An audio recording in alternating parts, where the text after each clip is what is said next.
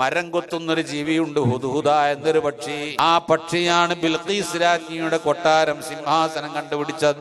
സുലൈമാൻ നബി അലൈഹിസ്സലാം ജനങ്ങളെ മുഴുവനും വിളിച്ചു വരുത്തി. എന്നിട്ട് അവരോട് ചോദിച്ചു, ഈ വലിയ സിംഹാസനം എടുത്തു പൊക്കിയിട്ട് എന്റെ മുന്നിൽ കൊണ്ടുവന്ന് തരാൻ ആർക്ക് കഴിയും? ജിന്നുകളെ കൂട്ടത്തിൽ, പിശാചിന്റെ കൂട്ടത്തിൽ കൊടുമ്പിരി കൊള്ളുന്ന പിശാചാണ് ഇഫ്രീത്ത്. എന്തും ചെയ്യാനുള്ള ആരോഗ്യവും ശക്തിയുമുള്ളവനാണ്. ആ ഇഫ്രീത്ത പറഞ്ഞത് 1 മണിക്കൂർ കൊണ്ട് എത്തിച്ചു തരാം. സുലൈമാൻ നബി അലൈഹിസ്സലാം പറഞ്ഞു, പോരാ, അതിന് മുമ്പ് എത്തണം. സുലൈമാൻ നബിയെ, നിങ്ങൾ കണ്ണ് ചിമ്പി എഴുന്നേൽക്കുന്നതിന് മുമ്പ് ഞാൻ കൊണ്ടുവന്നു തരാം.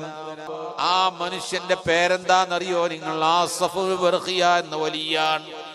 അദ്ദേഹം സുലൈമാൻ നബി അലൈഹിസ്സലാം കണ്ണ് ചിമ്പി എഴുന്നേൽക്കുന്നതിന് മുൻപ് 1000കണക്കിന് കിലോമീറ്റർ ദൂരെ നിന്ന് ആ സിംഹാസനം എടുത്തു പൊക്കിയിട്ട് സുലൈമാൻ നബിയുടെ മുന്നിൽ കൊണ്ടുവന്ന് വെച്ചു കൊടുത്തു.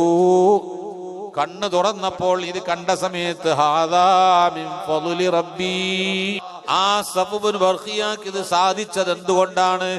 യാ ഹയ്യു യാ ഖയ്യൂം എന്ന ദിക്ർ പതിവാക്കിയതിന്റെ ഫലമാണ്.